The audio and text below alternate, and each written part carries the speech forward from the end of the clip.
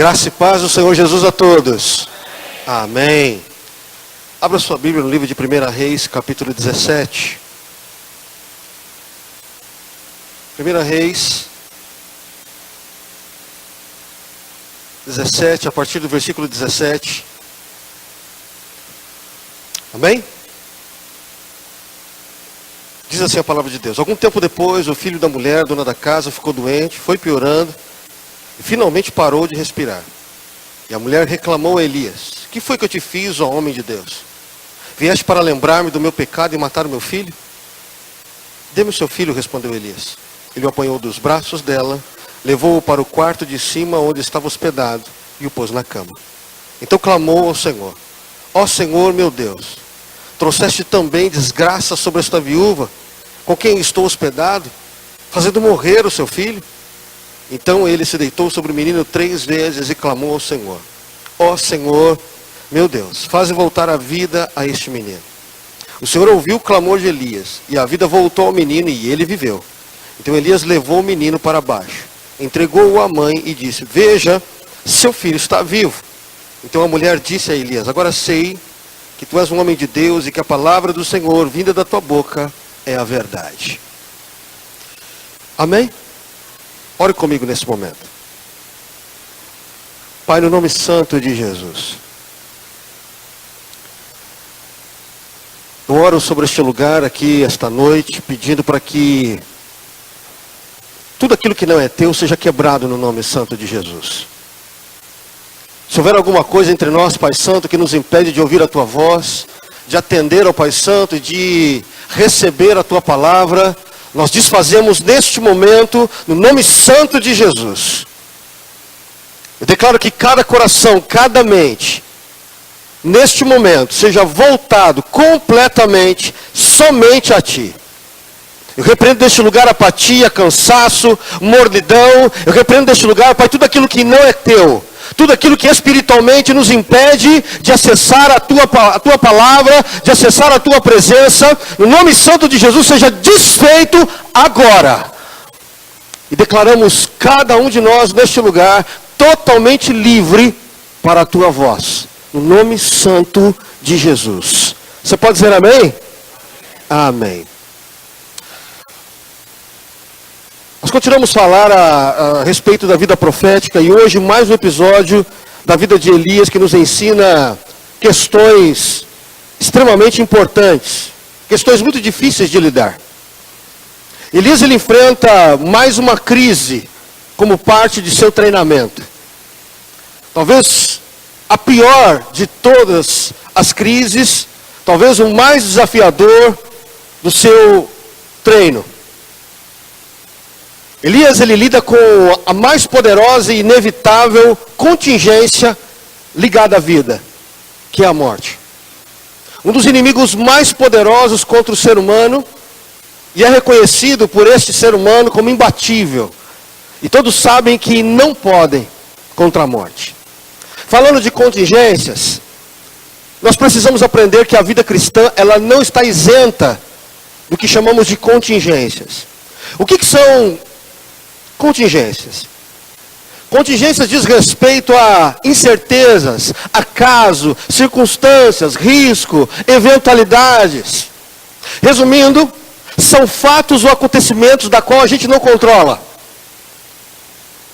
Contingências são coisas da qual a gente não domina, foge ao nosso controle. A vida ela tem um percurso, ela segue um curso natural, imperfeita, porém ao mesmo tempo ela é regida por leis. As contingências fazem parte do curso da vida. Sendo assim, o desafio é aprendermos a lidar com eles. As contingências na vida são inevitáveis. De todas as contingências que precisamos lidar, a pior delas, penso eu que seja a morte. A morte, como eu disse, ela é entendida pelo ser humano como inevitável. Ela é inescapável, não se escapa dela. Todos nós parecemos ter uma consciência um tanto quanto clara sobre a morte. Aliás, todo mundo sabe também que a única certeza plena que nós temos é que a morte virá para mim, para você, para todos nós. Mas esse sujeito humano, que sou eu e você, que diz ter uma clareza sobre a morte, A verdade é que quando ela aparece, de alguma forma ela nos desequilibra. Ela nos enche de medo, ela nos adoece, ela nos faz chorar, ela nos faz ficar ressentido. E nos força a ter que reaprender a vida, já que nós estamos lidando com ausência, com falta, com um vazio. Talvez a grande pergunta então é: Deus, onde estás? A pergunta mais delicada talvez seria essa: aonde está Deus num momento como este? Que diferença faz dizer que Deus está no controle quando as contingências existem? Será que Deus tem que me livrar de todas as contingências da vida? E se Deus não me livrar de todas as contingências da vida, significa que é porque eu não tenho fé suficiente para poder superá-las? Eu penso que a resposta para isso vem com outras perguntas. Quem é que pode me livrar das contingências da vida? Quem é o doador da vida? Quem é que tem o melhor plano para nós nesta vida? Será que a gente crê de fato que Deus tem o controle de tudo? Se acredito de fato em Deus, então eu preciso confiar na sua soberania. Porque por vezes, Deus ele permitirá que a vida siga o seu curso natural. O que significa dizer que vamos ter que enfrentar contingências. Então me resta crer que Deus ele está no controle até mesmo permitindo as contingências. Está aqui ainda. Algo que não dá para escapar quando falamos sobre a morte é falar sobre o luto. Quando lidamos com a morte, inevitavelmente temos que passar pelo luto. O luto, o que é? Ele é caracterizado por uma perda de um elo significativo entre a pessoa e aquilo que ela ama, ou aquele a quem ela ama. A ideia de luto, ela não se limita à morte no sentido de perder apenas uma pessoa. Mas esse objeto também ele pode ser um momento significativo, ele pode ser de um valor simbólico. Coisas ou momentos podem ter o mesmo valor de morte quando nos é tirado. Afetam tanto a nossa dimensão física como a mente. Essas perdas, elas podem acontecer em qualquer lugar ou em qualquer esfera da vida. Seja no aspecto pessoal, seja no profissional, seja no social, seja no familiar, seja no ministerial, seja até mesmo na vida espiritual. Estudiosos da mente humana já falaram que o luto, ele é uma forma de aprendermos a enfrentar a perda. Ele é um fenômeno natural e ao mesmo tempo constante. Faz parte do desenvolvimento humano. Eu pergunto por que natural e constante? Porque estamos constantemente perdendo coisas que amamos, perdendo pessoas que amamos. Desde a infância, as perdas, elas vêm acontecendo em nossa vida e ela vem gerando processos dolorosos, mas a gente tem que aprender a avançar nesse processo. Aliás, eu preciso te adiantar aqui esta noite. Quem não enfrenta lutos não pode falar sobre crescimento. Quem não enfrenta o seu processo de luto, ele deixa de se fortalecer para o enfrentamento da vida. Quem não lida saudavelmente com seus lutos, não pode experimentar um novo, diferente, a próxima etapa, principalmente aquelas que Deus quer colocar para nós. Falando um pouquinho do processo do luto. É um processo doloroso. Ele tem como característica o choro. Mas esse choro ele diz respeito a uma profunda expressão de pesar. É mágoa envolvida, tem tristeza, desgosto, aflição. Tudo isso por conta da perda de alguém ou de algo. A reação de uma pessoa quando ela perde algo que ama ou alguém que ama é o afastamento de tudo aquilo que não diz respeito ao que ela perdeu. Ela perde o interesse pela vida externa. Porque tudo para ela está focado naquele que foi perdido. O momento do luto ele é marcado pela incapacidade dessa pessoa colocar um outro alvo no lugar desse que se foi. Ela é incapaz de amar nesse momento.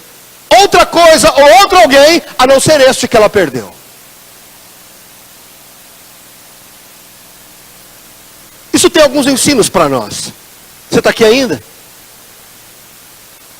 Eu ouvi certa vez, num estudo, que não há possibilidade de lidar com a vida sem lidar com a morte. Talvez um dos maiores e mais desafiadores enfrentamentos que precisamos fazer em vida é lidar com a morte. Primeira coisa é quando nós choramos as vidas.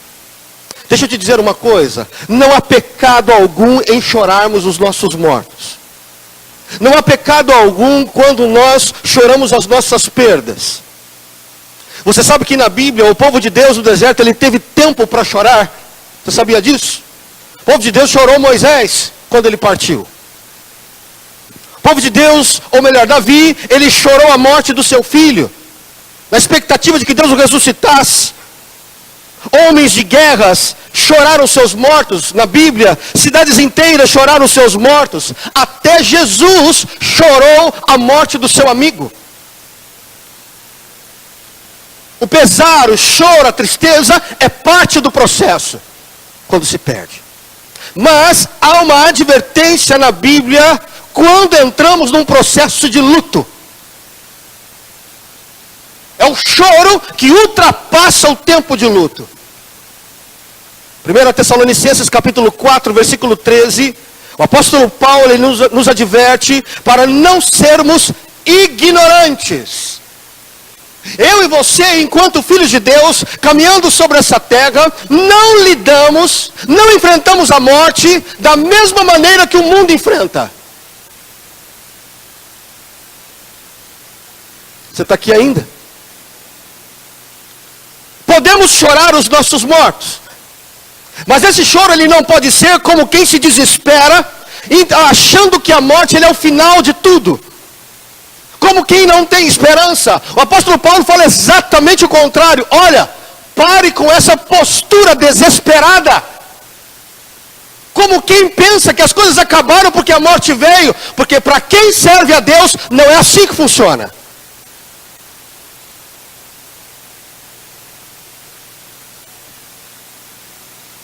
Sabemos que quando enfrentamos a morte, ela não é o final. Muito embora temos a dor da perda, choramos a perda, mas a palavra de Deus diz que o que precisa aumentar nesse processo de luto é a esperança. Porque a palavra de Deus diz que quando se morre, não se finaliza. Para o Filho de Deus, está só passando para uma outra etapa.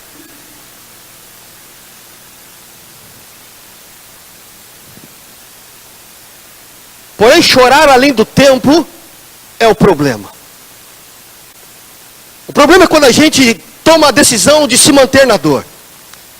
O problema é quando a gente toma a decisão de ficar com a mão apegada ao caixão daquele que já morreu. A grande questão é que quando agimos assim, nós não permitimos que Deus ele haja colocando um novo alvo para a nossa vida.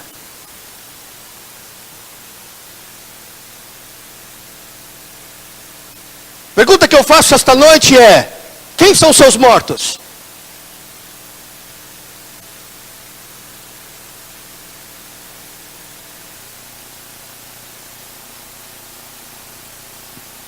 Segunda questão que nós aprendemos é quando choramos os nossos tesouros, os nossos significados, os nossos símbolos, os nossos marcos, os nossos monumentos. Como eu disse, é o processo mais comum de lidar com a morte, é o luto.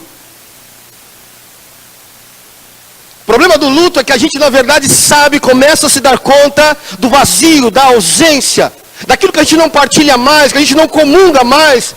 Parece que a perda do vínculo não existe mais, fato.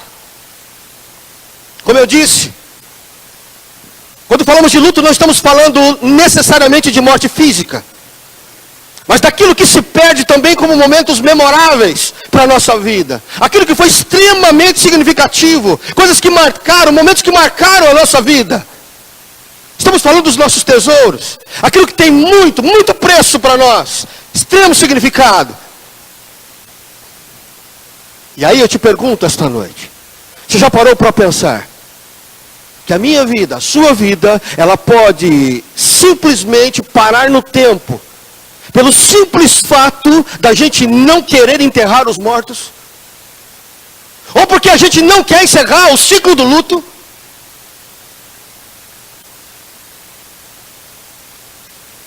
Está aqui ainda?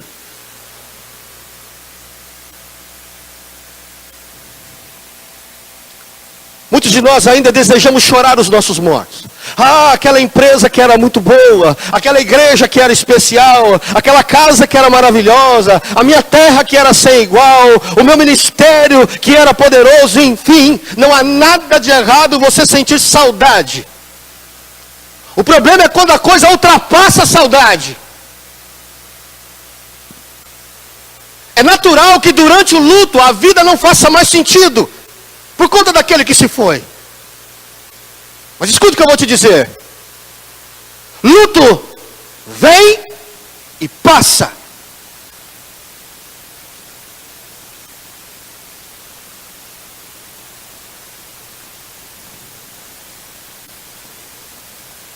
Porque se isso não acontecer, alguma coisa de muito grave pode estar ocorrendo conosco.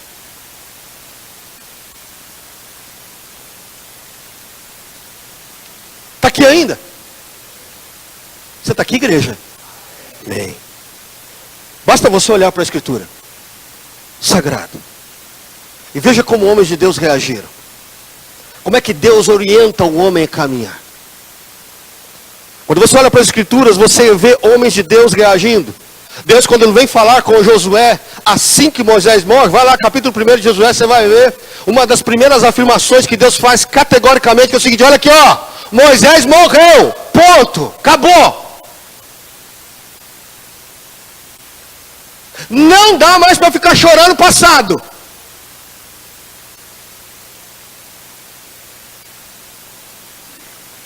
Não dá mais para ficar chorando Moisés. Não dá mais para ficar chorando o que foi.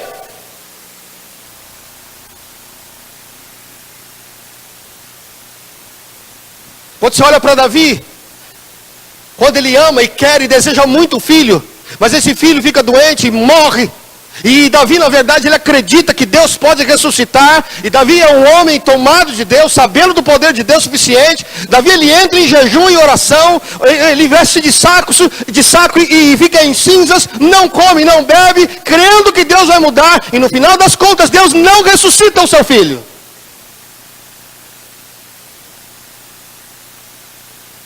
Ao final de dias, Davi entende a resposta de Deus e o que ele faz? Acabou.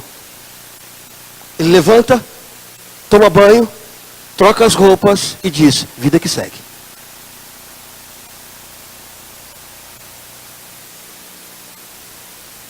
Você está aqui ainda? Até Jesus nos ensinou isso. Uma certa vez alguém que ainda estava preso ao sepultamento, doido para seguir Jesus, olhava para Jesus e dizia assim: nossa, eu tenho que seguir a Cristo, eu tenho que seguir o Mestre. Então, Senhor, olha, por favor, me dá um tempinho, é que eu preciso sepultar o meu pai. Jesus olha para ele assim: deixe os mortos que sepultem os seus mortos.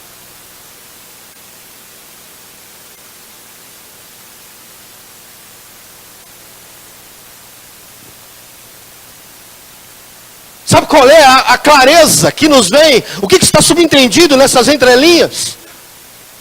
É que se a gente fica pegado ao morto, há um sinal gravíssimo contra nós. Sabe qual é? É que estamos mortos tanto quanto.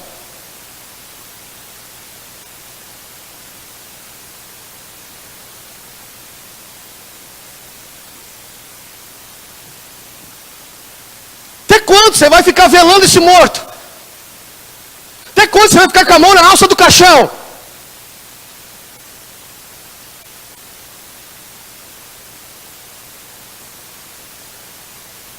Até quando você vai ficar com uma expectativa que Deus falou que não tem mais jeito?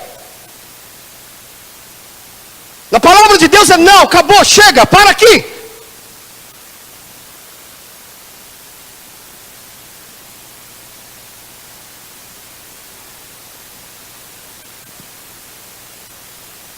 Você e eu fomos salvos e recebemos sobre nós vida abundante. O Deus que eu e você servimos é um Deus de vida. Não há nada de errado passar pelo luto. Não há nada de errado ter tempo para chorar o seu morto. Mas você precisa e vai ter tempo para chorar, tempo para velar, tempo até para sepultar. Mas Deus quer que você feche isso e ande.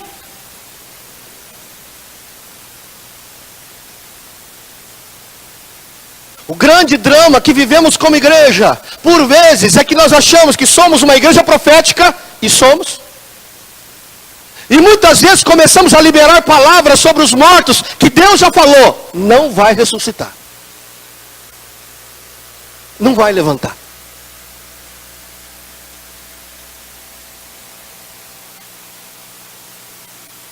Está aqui ainda?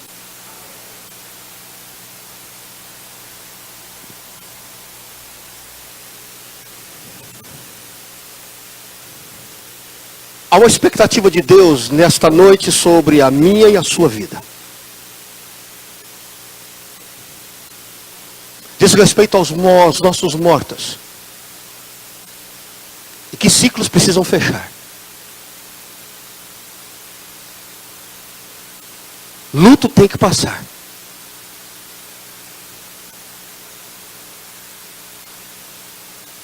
Você pode achar que tudo isso seja muito pesado, e eu entendo que possa ser. Mas infelizmente, às vezes, porque Deus fala assim, mas eu lancei a palavra, eu creio na palavra, falei para Deus levantar o morto e Deus não levantou. Pois é. Por quê?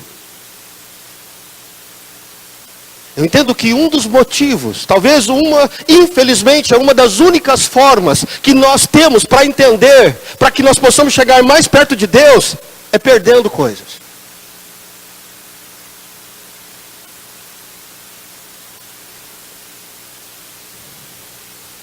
Tem gente que só chega perto de Deus quando ele perde.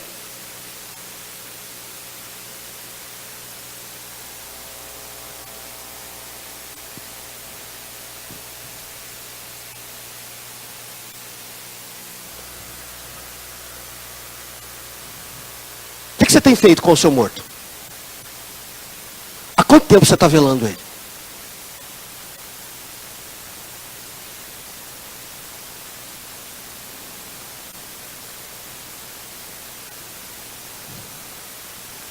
Temos escolhas para fazer aqui esta noite. Porque uma igreja que serve a Cristo, Deus da vida, não pode tratar com mortos.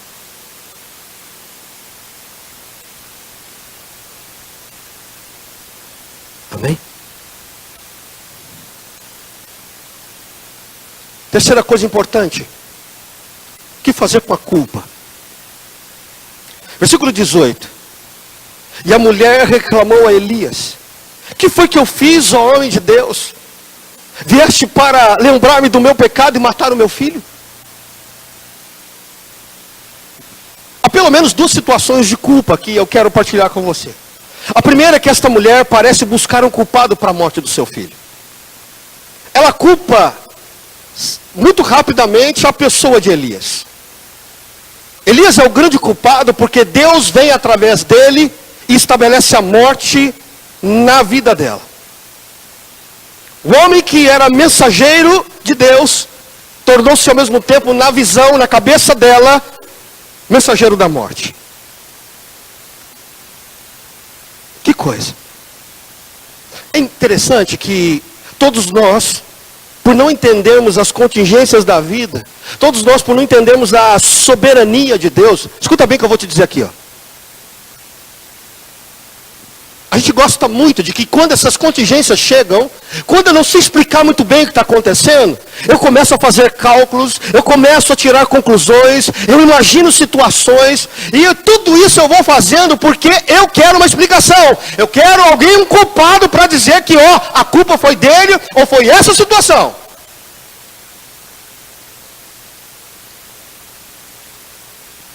Primeiro momento a gente culpa até o morto, porque quando eu olho para o morto, se o morto tivesse feito isso, ele não estaria morto nesse momento. Não é o cálculo que a gente faz? E quando a gente não culpa, o morto, a gente culpa Deus. Ah, se Deus tivesse interferido, ele não estaria morto.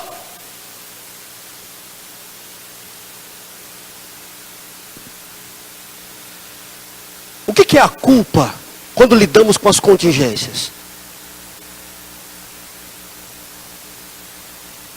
Para nós ela é injusta, né? A gente arruma um culpado porque é uma forma da gente amenizar a dor.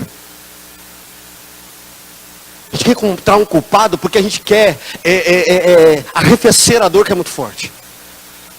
E a gente acredita que quando eu projeto uma pessoa culpada, isso arranca de mim essa dor.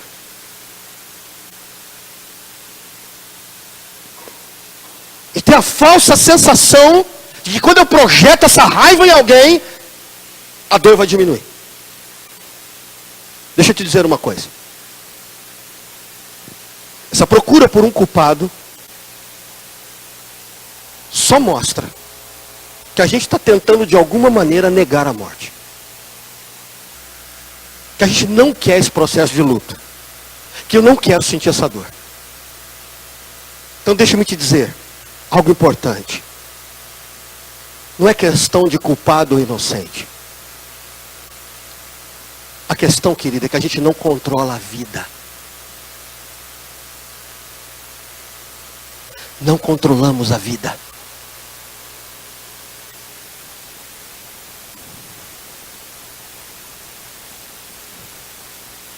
Principalmente quando você coloca a vida ou as vidas na mão de Deus. Porque a Bíblia diz que eu e você estamos seguindo um Deus soberano. Sabe o que isso significa? Tem controle de tudo e de todos nas mãos.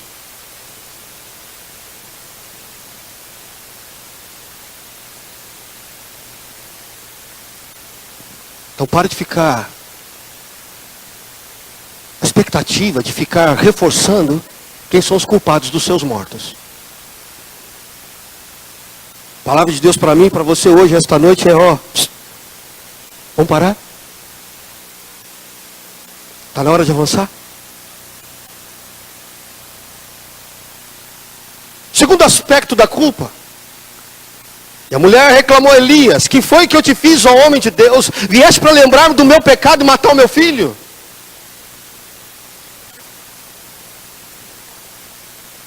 É a culpa que essa mulher tem no sentido de que ela diz o seguinte: olha, você veio até mim para lembrar o meu pecado? Naquela época era muito comum as pessoas pensarem que quando as calamidades vinham sobre uma pessoa ou sobre uma família, isso era resultado do pecado dela. Portanto, a calamidade, essa contingência, a morte, quando alcançava uma pessoa, as pessoas entendiam que era a resposta de Deus em forma de juízo. Era por isso que essa mulher perguntava dessa maneira para Elias. Isso tem algo a nos ensinar nos dias de hoje. A gente está vivendo num mundo extremamente secularizado. O que eu quero dizer com isso? Especificamente. É que as pessoas estão tentando negar a morte de tudo quanto é forma. Né? Você já começou a conversar com pessoas sobre morte? E as pessoas falam assim: gente, vamos mudar de assunto? Nosso papo está pesado, né? Você começa a falar de morte, o semblante cai assim, ó. Nossa, gente, que papo fúnebre, vamos mudar aí. Gente, põe uma música aí. Você está aqui ainda ou não?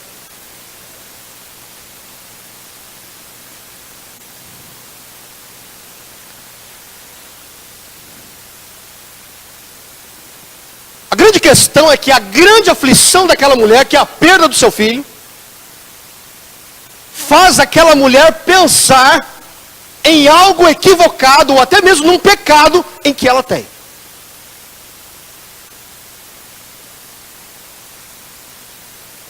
E cá para nós. A morte é uma das poucas ocasiões dessa vida. Vida omissa, vida mascarada, com alegria, com festa, com celebração, com entretenimento.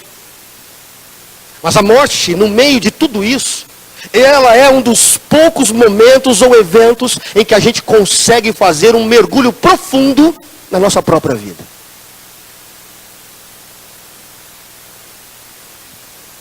Poucos momentos nesse mundo a gente consegue fazer um mergulho a ponto de saber como estamos, quem somos, como no momento de morte.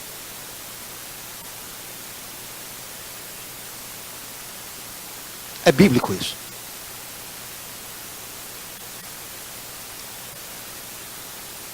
Eclesiastes capítulo 7, a partir do versículo 2, diz assim. Escutem. É melhor estar num velório do que ir a uma festa, pois todos vão morrer um dia. E é bom pensar nisso enquanto ainda há tempo. A tristeza, olha o que a Bíblia diz, gente. A tristeza, ela é melhor que a alegria. Porque o rosto triste melhora o coração. A gente está na total contramão desse mundo. Total. Porque o mundo fala assim, vamos falar de coisa alegre? Vamos nos alegrar? Tá todo mundo, vamos fazer aqui, põe uma festa aí, põe um som, põe uma luz aí pra gente, vamos lá. Tira esse negócio aí de sua cabeça, vamos parar com esse negócio de morte. Foge disso.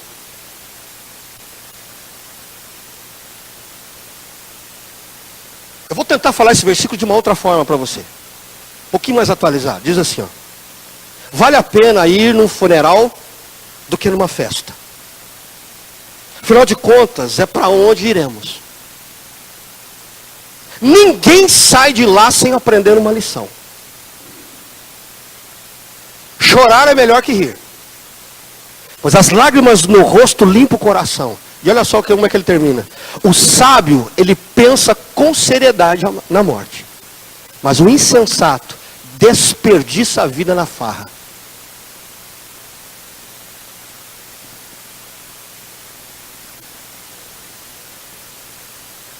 Está aqui ainda? O que você tem feito com o seu luto? Por que você não aprendeu com ele ainda?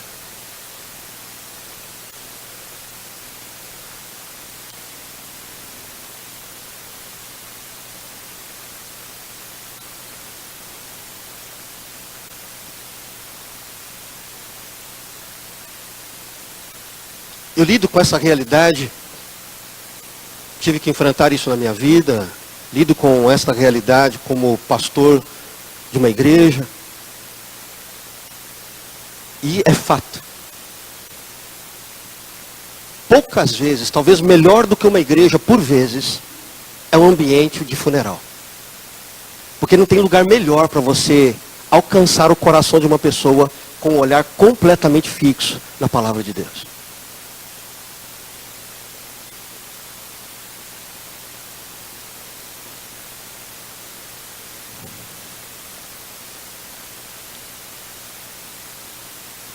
Qual foi a última vez que você chorou?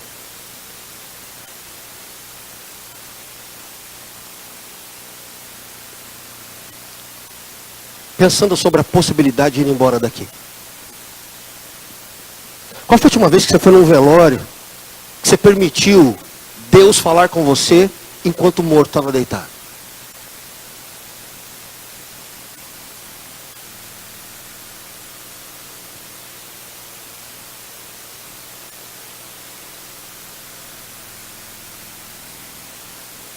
Está aqui ainda?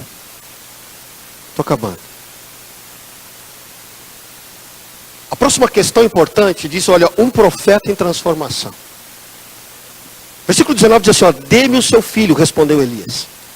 Ele o apanhou dos braços dela, levou-o para o quarto de cima onde estava hospedado e o pôs na cama. Então clamou ao Senhor, ó Senhor meu Deus, trouxeste também desgraça sobre esta viúva, com quem estou hospedado, fazendo morrer o seu filho. Olha as palavras do profeta. Eu não sei se você se lembra, desde o começo, quando estamos falando sobre Elias, nós iniciamos falando a respeito da condição dele, de onde ele vinha, um homem brusco, rude, de pouquíssima educação possivelmente. Eu fiquei imaginando esse homem vivendo debaixo dessa pressão gerada por essa crise.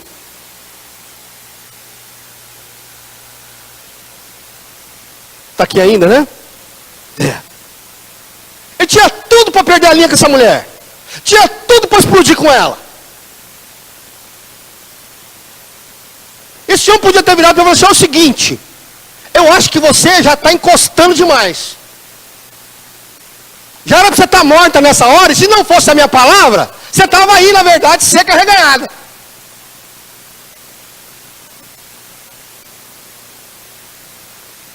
Talvez esse fosse o perfil inicial de Elias.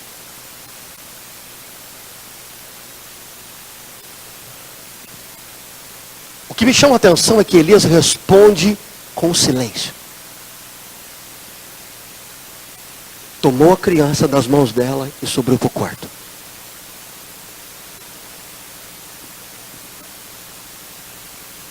Se tem uma coisa que me chama a atenção aqui, é como que Elias está mudando por conta do teste. E a gente precisa aprender que quando se anda com Deus, de fato a gente muda. Amém? Mas o que eu quero ressaltar aqui, é que muito embora ele seja um profeta, tem uma palavra poderosa na boca, houve uma palavra equivocada da mulher, tem tudo para responder a ela de maneira ríspida, chutar o balde com ela. O que esse homem faz? Cala. Cala.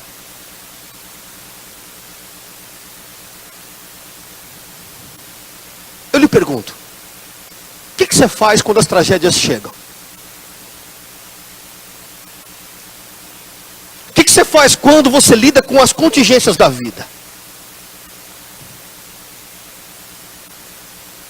O que a gente faz quando eu peço explicações e não tenho? Quando ninguém pode responder para mim o que está me ocorrendo?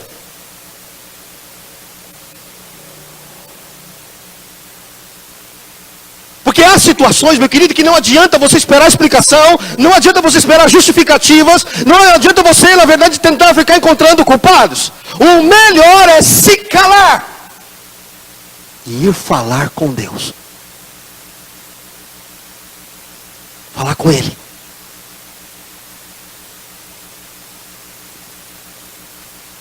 Ninguém te responde? Você está de um lado para o outro, batendo cabeça, perguntando por que a coisa está desse jeito, por que as coisas estão dessa maneira, por que nada muda, por que está do mesmo jeito, por que você está de um lado para cá, de cá para lá, batendo cabeça, pelo amor de Deus me ajuda, pelo amor de Deus me responde, pelo amor de Deus me explica, não é isso que Deus quer que você faça. Agora é tempo de calar. E fazer como Elias fez. Foi para o espaço da qual para nós, filhos de Deus, é o melhor lugar para podermos falar quando com os outros nos calamos. Chama-se quarto. Quarto.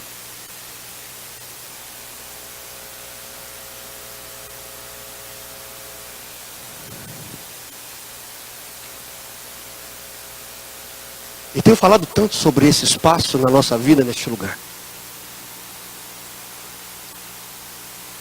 Eu reforço mais uma vez esta noite. Então escuta o que eu vou te dizer. Esse é o momento em que o quarto faz muita, mas muita diferença na nossa vida.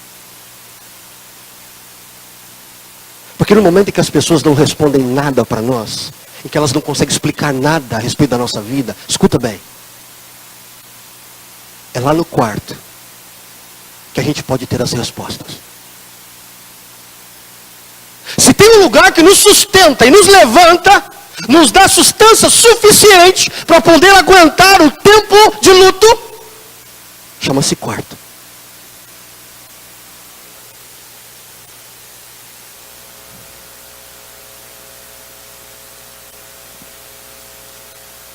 Olha para mim. Eu, pastor, esse irmão evangélico está aí do seu lado, o teu cônjuge, o teu namorado, são ajudadores, que por vezes não terá explicação para você. O único lugar que você vai encontrar resposta, e ainda que você não encontre resposta, mas vai encontrar força suficiente para enfrentar, é o quarto. Lá é o lugar.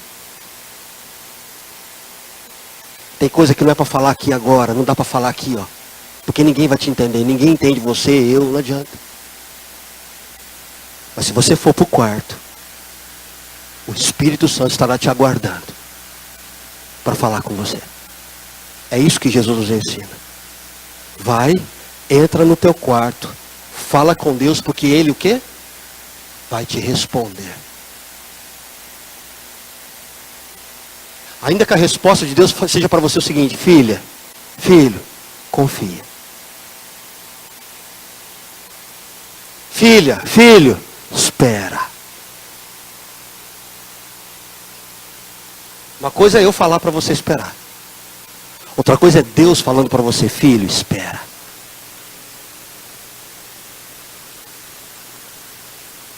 Amém? Para terminar. O profeta está pronto para o seu destino maior. Então clamou o Senhor: ó Senhor meu Deus, trouxeste também desgraça sobre esta viúva com quem estou hospedado, fazendo morrer o seu filho. Então ele se deitou sobre o menino 3 vezes e clamou ao Senhor: ó Senhor meu Deus, faze voltar à vida a esse menino. O Senhor ouviu o clamor de Elias e a vida voltou ao menino e ele viveu. Então Elias levou o menino para baixo, entregou à mãe e disse: veja, seu filho está vivo. Então a mulher disse a Elias: agora sei que tu és um homem de Deus, que a palavra do Senhor vinda da tua boca é a verdade.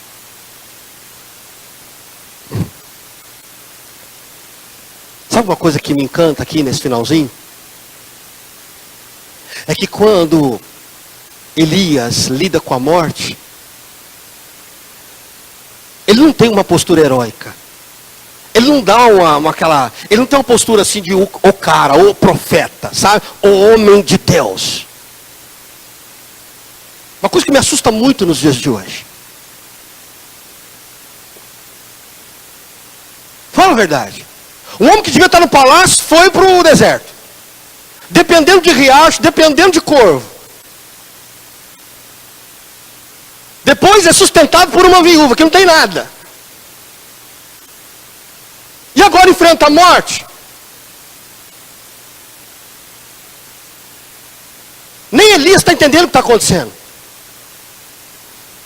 Em nenhum momento você vê Elias dizer o seguinte: olha aqui, ó. Ô viúva, fica tranquila que eu dou conta. Você está falando com o homem de Deus.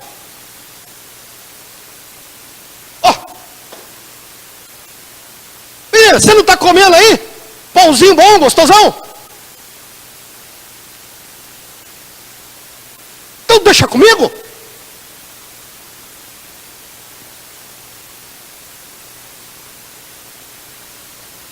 Não é assim que Elias age. Elias calado sobe e no quarto ele diz o seguinte: Deus, nem eu estou entendendo o que está acontecendo. Olha para mim. Sabe o que isso significa? Que o fato de você ser filho de Deus e profeta sobre essa terra, que você não tem explicação para tudo nessa vida. Não conseguimos responder a tudo nessa vida. E porque eu não consigo responder, preciso correr para o Senhor.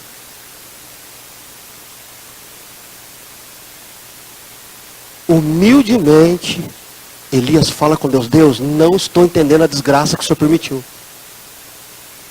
Mas por favor, devolve a vida do menino. Olha para mim. É com humildade. É com muita sujeição que Elias tem a ressurreição do menino e a vida de volta.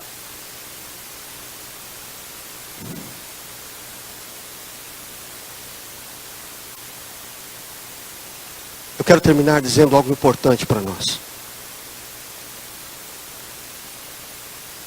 Primeiro, escute. Para de ficar lançando palavra profética de vida naquilo que Deus já matou. Que Deus não quer mais que viva. Está aqui ainda? Ah, mas eu sou profeta de Deus. E Se eu abrir a minha boca, Deus vai fazer. Verdade, vai. Mas tem coisa que Deus já definiu, que não vai levantar. Não vai ter vida de novo. Amém? Segunda, a morte, ou melhor, o luto, é o que tem que passar na nossa vida. Posso continuar tendo saudade, pastor? Pode, deve. Saudade sempre. Sempre. Chorar de saudade? Sempre. O problema é a vida não andar por causa disso. Está aqui ainda? É. Está na hora de você botar o caixão no chão e enterrar. Porque Deus está falando para mim e para você hoje. Vamos andar. A vida é para frente. Vamos lá. E por último, a morte não é a última palavra para nós. Ela não finaliza. Para o Filho de Deus, quando se morre, uma nova etapa está começando. Eu me lembro de uma frase de Billy Graham, ainda vivo, anos atrás. Morreu ano passado. Considerado um dos maiores evangelistas de todos os tempos da época moderna.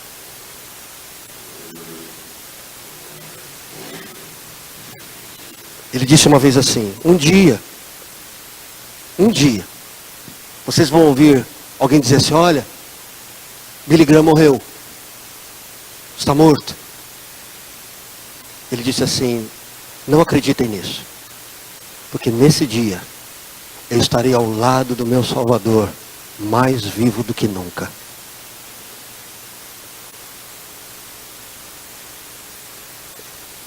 Toda vez que eu e você enfrentamos a morte, significa que a nossa esperança tem que aumentar. Não o desespero. É a esperança que aumenta. Está aqui ainda? Fique de pé então, por gentileza.